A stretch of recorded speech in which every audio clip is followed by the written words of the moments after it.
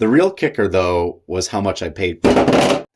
Today on Unboxing Bargains, we have what I like to call the itsy bitsy iPhone. It is a fake iPhone that is 3.5 inches long and 2.5 inches wide and is running Android. But I actually think this is one of the cutest little phones I have ever seen. Here we can see it's in a nice silver color, completely made from plastic, and is running Android 8.1, I believe. Let's give it a power on.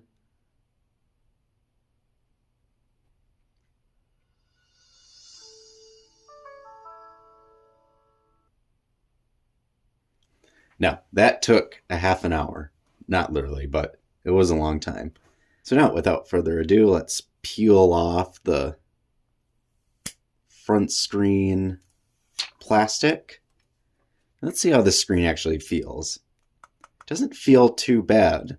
I saw Jerry Riggs' video on this, and the screen actually was not that bad on this when he did his durability test with the Mohs hardness scale. Interesting, there's like a white section underneath here. It's like where they would put the Apple logo, but instead they just did a giant square. I did open this up before I filmed it, and a few things surprised me. One of them is, if you open the inside of the box, you actually get a screen protector, a little rubber case, and a charger. Something that Apple and Samsung do not even do anymore. All right, let's get this case on here. Oh, this case does not want to get on here. Wow, how about that? Comes with a rubber case, a charger. Apple and Samsung definitely need to take notes here from the little Chinese phone. Now, I do have some items on the table to compare the size with. One of them is my old Samsung Galaxy Z Flip 5. And I say old because after about 8 months, the folding screen did stop working. And I had to actually get another Chinese phone, but actually a nice one that is called a OnePlus 12. And I have been very happy with that phone for over a year.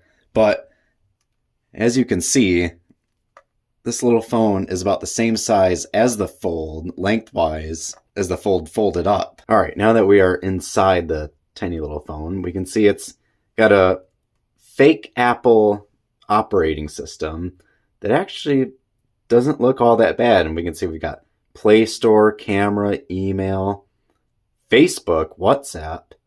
Got a cool little background there. Let's see how the camera is. Oh my goodness. That looks like something straight out of 2014. There's only one, I don't know the camera specs, but I know there's only one real camera in there. Oh, that is hilarious. We also do have video also.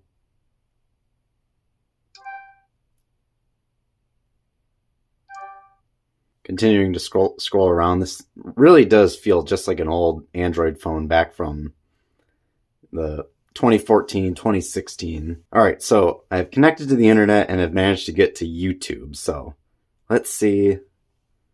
I don't know. First thing, let's test the sound quality. All right, we have found some non-copyright music here. And so we can hear the sound quality, which actually isn't as bad as I was expecting. This isn't horrible.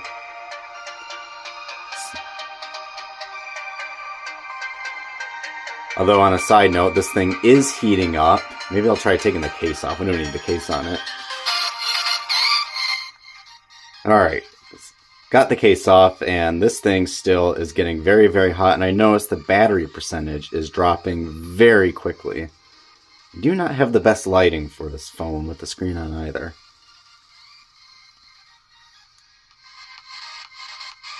So yeah, in terms of UI, there is not all that much to see, other than the fact that it is running an old version of Android and kind of tickles your nostalgia a little bit. So now we have the Z Flip 5 opened, and it kind of gives you a good representation of just how tiny this thing is, and it is still very warm from checking out the user interface. And that's pretty much it when it comes to the usability of this phone. It runs 3G, which is no longer usable in the US. It has an okay sound system. It only has one little speaker down here. Otherwise, it's cute. It feels nice. It actually feels decently solid. The real kicker, though, was how much I paid. The real kicker, though, was how much I paid for this. I got it off TEMU for $19.99. That's how cheap this thing was. An incredible value. So a tiny little iPhone-looking 3G smartphone as something just to kind of get as a gimmick, I would say it is not too bad. Now, obviously, there was not that much that went into this video because I really did not know all that much to talk about when it came to this phone, but the fun part is going to be the durability test, which I will do in another video, which will be coming out very shortly. Thank you all so much for watching, and I will see you on the durability test.